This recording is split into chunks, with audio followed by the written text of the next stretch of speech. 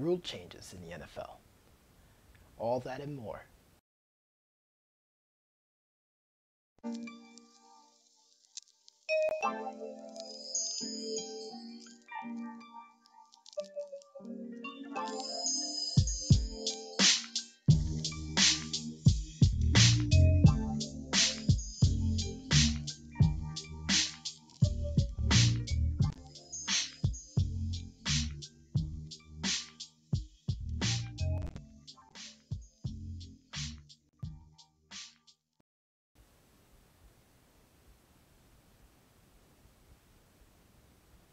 Ladies and gentlemen, it is I, the Professor John Gotti, and I am the advocate for the reigning, defending, undisputed podcast champion Doc Lesnar. And Doc Lesnar, in spite of all of his fans and being marveled throughout the entire universe, is not here tonight. So, you're going to have to just deal with John Gotti and the loose cannon that he can be. But we're so glad you decided to join us tonight. I'm excited to talk about some things. We're going to try to make this a really, really quick show. Definitely wishing Doc Lesnar, that podcasting beast, a nice, quick, safe, and healthy recovery after he went through his surgery, as he mentioned last week. So, thoughts and prayers with him. I can't wait to get him back on the show, and he'll marvel everyone and throw the salt on the wounds. But let's get ourselves started. We're going to just go through things real quickly. So let's talk about these new rule changes. The doc actually sent this over to me. I didn't even know this happened today. So there's 7 new rule changes that were passed. We're going to go through each of them. I'm going to provide my thoughts, and then we're just going to call it what it is. So the first one is a change to the kickoff rule.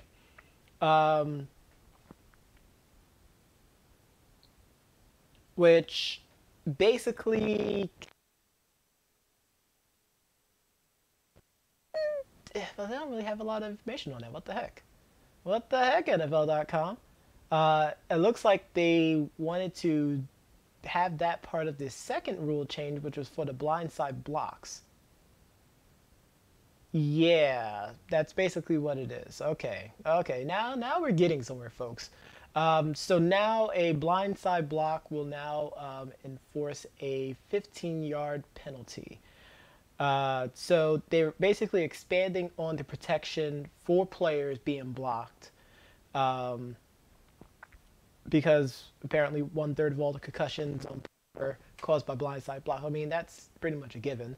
With the rule changes, any forcible contact by the blocker with his head, shoulder, or forearm is prohibited. So that means it doesn't matter if the blindside block happened to the head. Well, it used to just be for the head, but now it's for the entire encompassing of a body. So anything, parallel to the player, especially it usually happens to the defenders, actually, now that I think about it. But any kind of contact of a blindsided nature will now enforce a 15-yard penalty, which I'm actually okay with that one. It could definitely help out limiting as many of these injuries.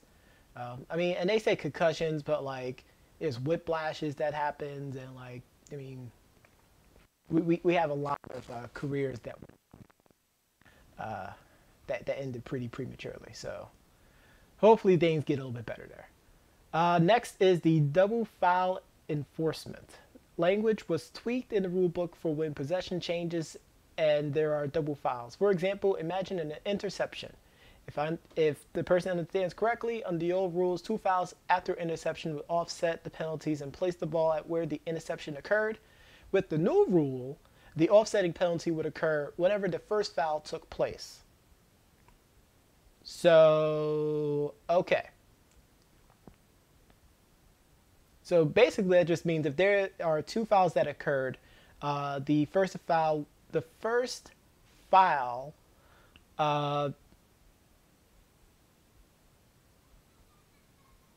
whenever the first foul took place, they're gonna give me more details about that one. That doesn't make any sense. It sounds like what they're trying to say is maybe it means, I don't know. I don't know. We'll get the doc his opinion on this. The next rule change is with the field goal.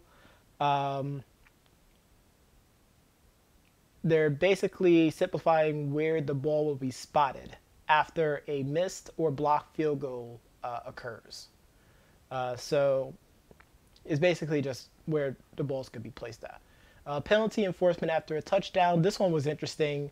If there was a personal foul penalty on the defense when the offense scored a touchdown, the offense would be forced to apply the penalty to the kickoff.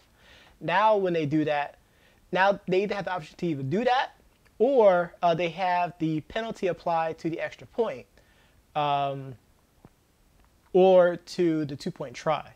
And I believe it works both ways, actually. So if a penalty occurred, like an unsportsmanlike conduct or something like that, that occurred once a touchdown is scored, basically the penalized team, let me say it this right way, the team whom which they want to enforce the penalty on can either have it where the scoring team has to kick a farther field goal, or they have to enforce that penalty on the kickoff. Whereas on the other side, they can either move the ball up to the 1 for the field goal, or they can either make it a shorter kick for the field goal, or they can have a 2-point try on the 1-yard line. Okay, I actually like this rule. This rule actually makes a little bit more sense. Okay. Basically, it just allows people to have the options to basically have the offense choose their poison. Well, the defensive side, choose the poison for the offense. So that's going to be interesting to see. Pass interference, of course, this one has a lot of flag controversy, whatever you want to call it, based off of the NFC Championship game.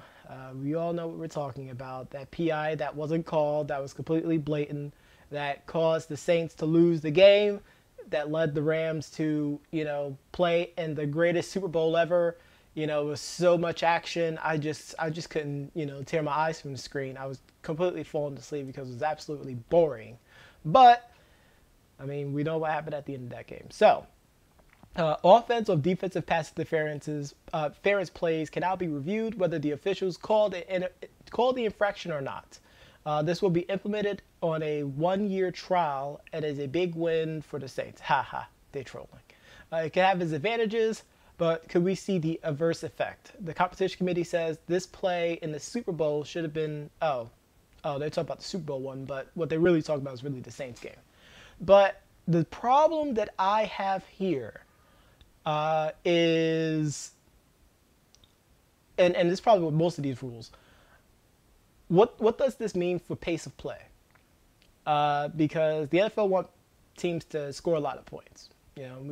People have this kind of discussion. I'm looking outside and I'm trying to understand, how come it feels like October even though it's March. I'm just trying to find October sometimes.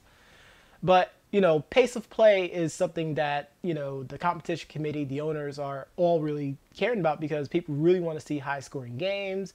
They just want to see just these offenses just go completely off. Rams versus the Chiefs last year was one of the highest viewed games all season. Next to the Super Bowl, of course, because, that was the greatest Super Bowl of all time. But it's something that I've always wondered, as we're adding more of these rules in place to make the game more safer and to allow it to be fair, will it actually slow down the game entirely? Will we have moments where, a good stretch of the final 2 minutes of a game is filled with reviews and reviews and reviews and reviews and reviews? And me just saying it many times got me bored. Seeing it is going to be interesting as well too. And a lot of these rule changes are going to be, taking place next year. Some of which is pretty much just to be on a trial just to see how well it's going to do. I'm actually surprised they're not doing it during the preseason now that I think about it. But the last one is disqualification formality. So basically what this rule is doing is the referees have more power. The referees now have the ability to toss or disqualify a player from a game for any infraction. Well, for the initial infraction, so like unsportsmanlike actions, usually, or a flagrant action. Usually, it would take two of those for a player to be disqualified, and we kind of had instances in the past few years where a player got kicked out on the first infraction just because of how severe it is, and I believe they called it like a flagrant 2 type of infraction. But now the referees have more power to say, okay, yes, this is well beyond, what we are used to, so we're going to need to disqualify this player. So, I mean, those are the 7 rule changes that happen. What are your thoughts about that? Put that out there in the comment. Let us know what you think. If you don't care, I mean, hey, it's your decision to not care. I mean, I don't say there. But, I mean, if you do care and you wonder, or you have an opinion about what's going on here, I mean, just let us know. Put it out there in the comments, like, subscribe, hit that notification button, like the Facebook page. You already know what it is.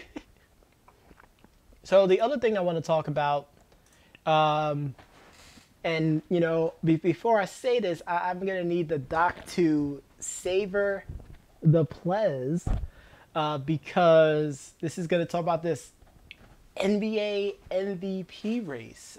That's basically is a 2-man race now, between James Harden, aka the Beard from the Houston Rockets, that Doc Lesnar's Houston Rockets, out here in Texas, and the other candidate for MVP, who is Giannis Antetokounmpo, from the Milwaukee Bucks, aka the Greek Freak. So I've been watching a bunch of debates or, corporate-led dialogues about this conversation. And while a lot of people make a lot of good points, going between ESPN and, Fox Sports, which is undisputed for me,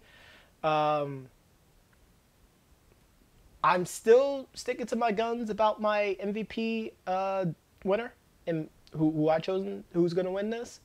I can understand why people are saying what they're saying about why the other player, and I'm going to reveal that, of course. I mean, if you don't know who it is, I'm going to reveal it anyway. It's okay. So I chose Giannis, who, is having a heck of a season already. Well, it's already almost the end of the season anyway. Who's having a heck of a season, who actually improved even more so. And he won't be the most improved player of the year, but I feel like he should be the MVP. But I am curious because, I'm a stats guy. I enjoy reading some stats about things. And, there's a lot of close statistics that will show that, Giannis slightly edges out James Harden. And what I'm noticing what a lot of people are doing are they're basically just doing an eye test. So if it looks good, then that's why the person is going to win MVP. I believe the most latest argument that I've heard the other day, actually, which is actually kind of surprising now that I think about it, they said the MVP is based off of who had the greatest moments of the year. So basically they're saying because James Harden was able to carry his team from a 10 seed at the beginning of the season all the way up to a 3 seed, which, by the way, that's just willing your team to win. So, I mean, I'm not taking anything away from James Harden. The only player this season, actually for a real long time, actually probably the only one, who scored at least 30 points against every NBA team this season. Which, I mean, that's you can't deny that. I mean, James Harden's a bad dude. That's why they call him the Beard. They said feared the Beard for a reason. But I mean, taking that aside, James Harden has one of the highest usage ratings in the NBA this year. He has the ball so often, that of course his production is going to be this big because everything is predicated on what he's doing. He gets the ball until So for me, well and dandy, all of that. But my question always remain is, what exactly do we measure an MVP candidate? Like, is it just because of you know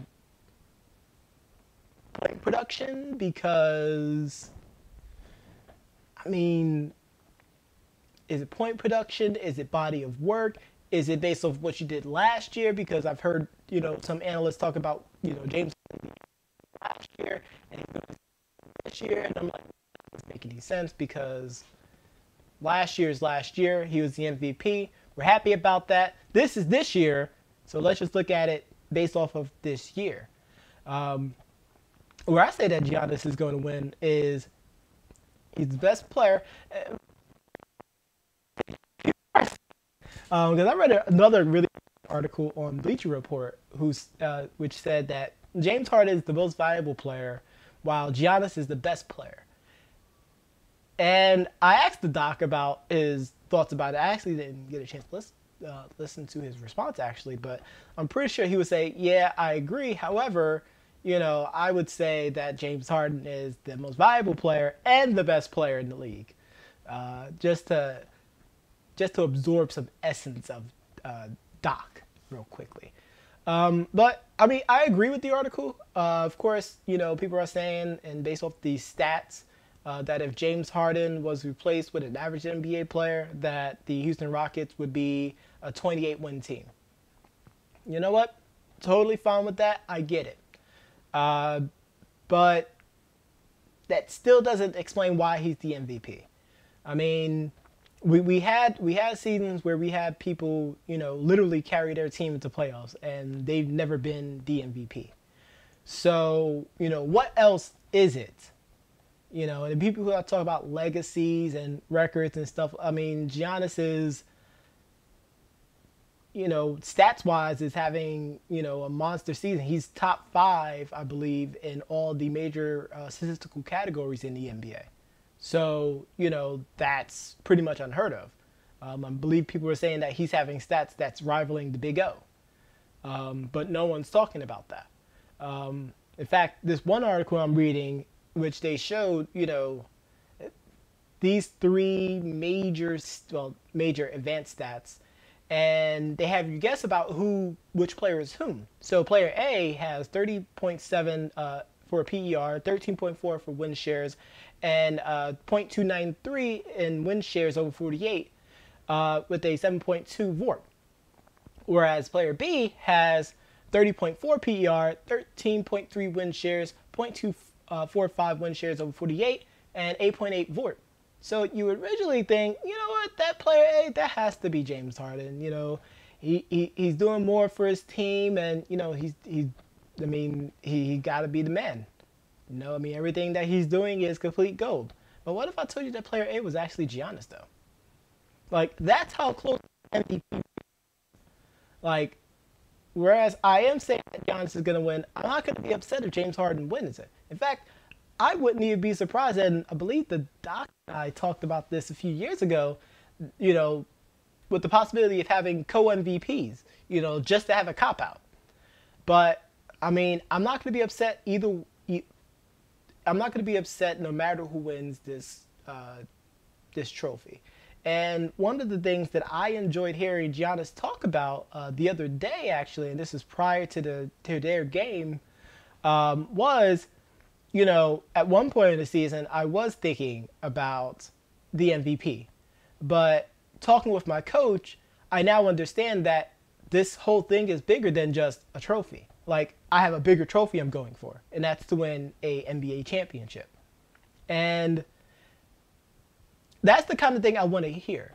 So even though he may or may not win the MVP, right now all his focus is to get to the playoffs healthy and to have a dominant, Eastern Conference run to the NBA Finals. And I like that. Whereas with James Harden, his usage rate is so, astronomically large that he's going to burn out again. This will be the 3rd straight season where he burned out for Mike D'Antoni's system. And the doc mentioned it earlier today. He was like, well, I don't know why D'Antoni's not going to run with a 10-man rotation. I don't know why he's doing a 9-man rotation. I actually think he's doing an 8-man rotation, but I might be wrong about that. But, I mean, the one thing about D'Antoni's system that people are now understanding, or people already knew understanding, already knew a long time ago, was if there's a superstar player that can put up points, he's going to ride that until that player breaks down. Like, there is no, give or take about it. And I had a chance to watch the game last night, and there was a couple of players, and I mentioned to one of the players' house, who was hitting some really good shots, but he mentioned that they just signed them on for the rest of the season. But I'm like, those are the kind of things that you want to start seeing. Like, now that the playoffs are starting, the playoff standings are starting to, set themselves, people are starting to clinch. Like, now is the time to start reducing these minutes for James Harden, let him rest up, and start putting these younger guys in here, or some of these veterans out there, to see if they can start carrying the workload. I know one of the things, and this was pretty funny, and I'm a defensive person, and I'm not ashamed of that. But, one of the things that I look at is, defensive impact, defensive efficiency. First of all, Giannis is the top player defensive efficiency-wise in the league. For a single player, he is the top player when it comes to defensive efficiency. Team-wise, the Houston Rockets give up about 113 points, I believe, a game with James Harden on the floor. And I believe with him off the floor, it goes down to about... Nope, I just found it. So when Harden's on the floor, the Rockets give up 110.7 points per 100 possession, which is 21st in the league. When he's on the bench, they only give up 103.9 points per game per 100 possession. That's a pretty big swing, especially in today's NBA. That's the difference between, hitting a few free throws to hitting a clutch three-point shot. I don't know how people want to take it. Take it for what it is. Take a quick drink, actually, of my moonshine tea. Don't worry, it's not alcoholic, but try to pick it up at your local grocery store, actually. Shout outs to the Duchess for finding this, actually, out there in HEB.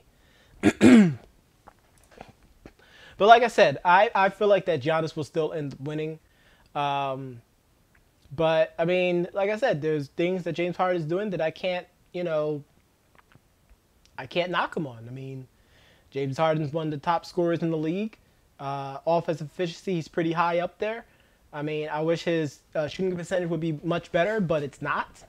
He's definitely taking the most three-point shots in the league.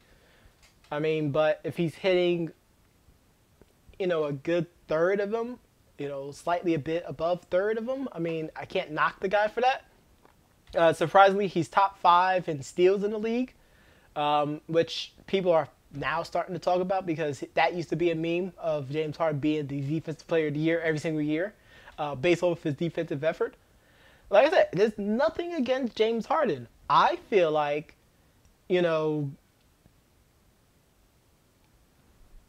Giannis is able to do so much with so little minutes that he's being able to play. And that was, I think that's one other thing that people are finally starting to talk about is how many minutes Giannis is actually playing, because Giannis is sitting out most fourth quarters now because their teams are up like 20, 25 points. Like, had Giannis still played, throughout the whole game, like, he might be averaging about 35, 37 points a game. Just saying. But enough about that. Let's get into some final thoughts. Like I said, real quick show.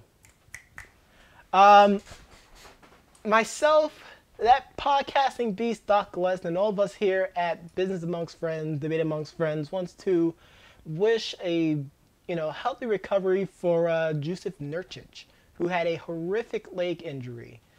during the game against the Nets a few days ago.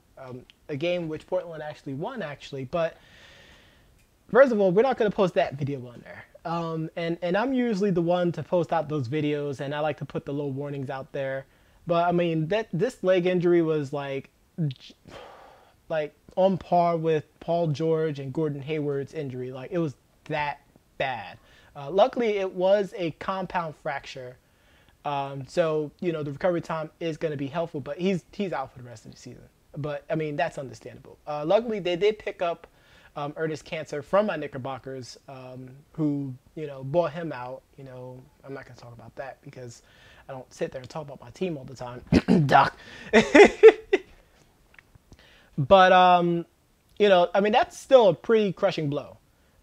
He's definitely having a career season, 15 points, 10 rebounds, you know, almost a block and a half a game. I mean, he's definitely a essential piece of that, you know, core three.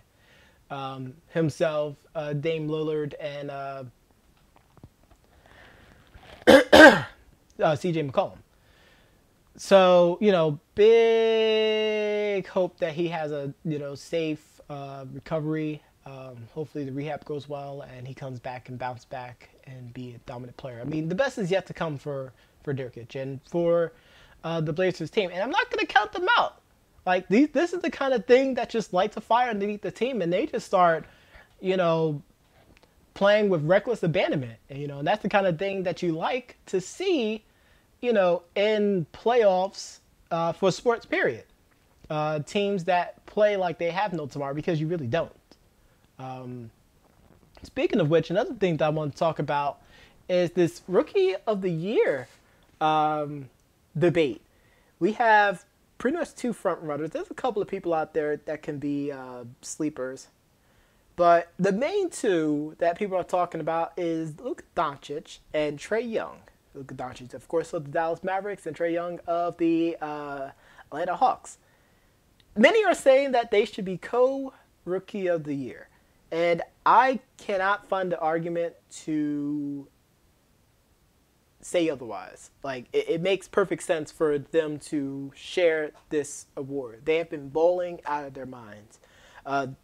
Luka actually got his 7th triple-double, which I believe tied Magic Johnson for rookie for triple-doubles. So, I mean, best yet to come for both of them. The last time we've seen Rookie of the Year in the NBA was the 1999-2000 season, which was Elton Brand and Stevie Franchise, Steve Francis. Before that was, of course, the Jason Kidd and Grant Hill. I mean, and I'm looking at them like, this is the type of transitional players that, you know, people have been begging for. Like, these two can take the NBA by storm in the next couple of years. You know, their current teams just need to get better. Mind you, the Mavericks are still winning, you know, games. It's just, they just lose a lot more. Yeah, because they're 29-45 right now. But, I mean, can't get mad at it. Can't get mad at it. In other news, Jordy Nelson, wide receiver for the Raiders, plans to retire from the NFL. Actually, there was another big retirement that happened in the NFL as well, too, earlier this week. In fact, I believe it happened during the weekend, actually. Rob Gronkowski, a.k.a. Gronk, announced his retirement as well, too. He will not be returning to the New England Patriots for his 10th season. And it's sad to see it happen, but, I mean, his body's been breaking down, and it makes sense. So it's going to be interesting to see what the Patriots are going to do to fill up the Gronk hole that's been there. I mean, he definitely had a huge catch in the Super Bowl, that greatest Super Bowl of all time, by the way. But, I mean, there's been talk about him deciding to join the WWE, which makes sense because one of his best friends, who is a performer named Mojo Rawley, is a wrestler there right now, and he also made an appearance a few WrestleManias ago to help out Mojo win the Andre the Giant Memorial Battle Royal. So, I mean, maybe they might end up teaming up and becoming, you know, the team name of the Real Hype Bros. and just basically just tackle everyone into existence. I actually told the doc, and he actually laughed, that I felt like his finishing move should be called the Belichick, which would be the pounce. If you don't know what that is, just YouTube it. Just YouTube pounce, wrestling move pounce. It's a pretty fun move to watch. And the last news that I have, and this is video game related. PAX East is happening tomorrow. And the reason I want to talk about PAX East is because Gearbox, who is the developer company that made Borderlands 2. Actually, Borderlands pre-sequel was done by 2K, but that goes without the point. But they dropped the trailer today that is taking the internet by storm, and they're calling it Mayhem. Mayhem is coming, and maybe that's the name of the new Borderlands game. People are saying Borderlands 3 is coming. A lot of people are trolling, saying that, you know, the new Borderlands game is going to be a mobile game. It might end up being like a Fortnite game. But tomorrow at about 2 p.m. Eastern Standard Time, make sure you tune in to their website, which is www.borderlands.com, and check out to see what's going to happen there. I'm excited to see what happened. That's why I'm going to talk about it. And that's all I got to say about that. But thank you very much for tuning in tonight, ladies and gentlemen. Make sure you follow us, like us, subscribe right here on the YouTube channel at Debate Amongst Friends. Make sure you follow our Facebook page at Debate Amongst Friends. You can follow our Twitter account and our Facebook group at Debate Amongst Friends. You can follow our Instagram account at Debate Amongst Friends. Our Periscope, shout outs to those out there in Periscope land, at Debate Amongst Friends. You can listen to us also off podcast on Google Podcast and iTunes, Player FM, Stitcher, and any and all podcast application on your iOS and Android devices. You can follow myself at Ken86 on Twitter and at Professor John Gotti on Instagram. Tonight's track, you know what? Tonight's track, it came to my head, into my head one day as I was cooking dinner, and I was like, man, like, this artist has some really, really good songs back in the day. And all of a sudden, this one song popped to my head. I'm like, I have to play it for the outro track. The artist's name is Tone Deaf. We played a couple of his tracks before, but for some reason, like, this song just it just gets me. I just really enjoy this song. It's called Gathered. And he basically said that he basically made the song when, you know, he wasn't mentally there, you know, emotionally wise, but like, the song is great. So make sure you check it out. Support the artists out there as well too. We put the description out there in the Facebook and the YouTube description, how you can reach out to the artists, follow the artists, or their social medias, download and purchase their products as well too, because we want to make sure we support our artists. And also big shout outs to Croup Dog for providing us with the greatest and all-time most influential intro track in all of podcast history. But thank you very much. I am the Professor John Gotti. We'll catch you again next week. Same time, same channels, and like we always go, good night, goodbye, and to all.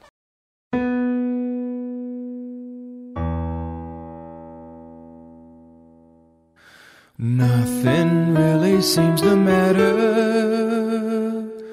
when you've gone this far.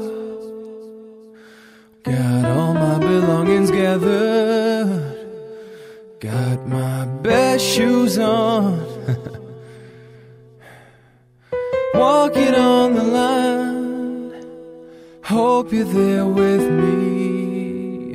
Following behind, watching intently. What you gonna do when no one's there to hear your song? And if so, how long until you think you should move on? Walking on the line, knowing they'll catch me. Curious and blind, fear of what I can't see. So don't say you want it when you know you don't need it.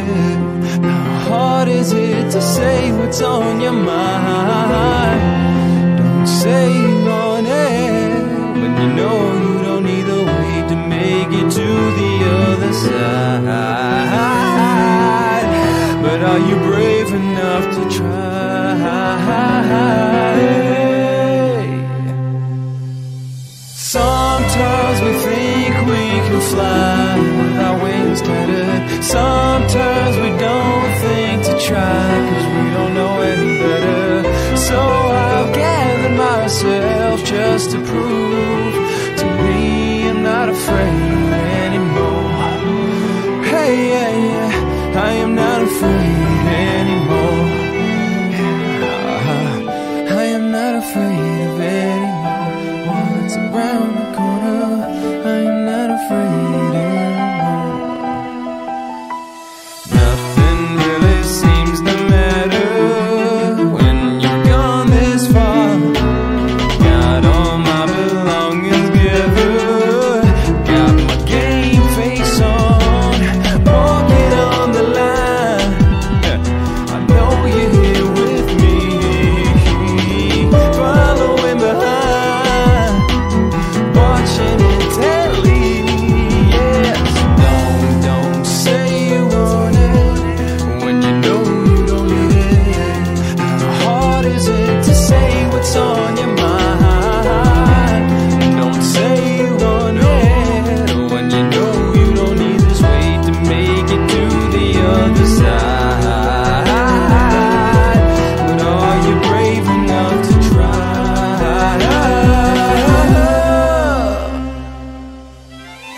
Sometimes we think we can fly with our wings tattered. Sometimes we don't think to try, 'cause we don't know any better. So I've gathered myself just to prove to me that I'm not afraid anymore. Hey, sometimes we blink at the moon like we didn't see it coming. Sometimes we jump in too soon from the fear of running. Just when you think that there is nothing in the world to see, just know that there's something around the corner. You know there's something around the corner. Hey, yeah, you know there's something around the corner. But you don't have to be afraid anymore.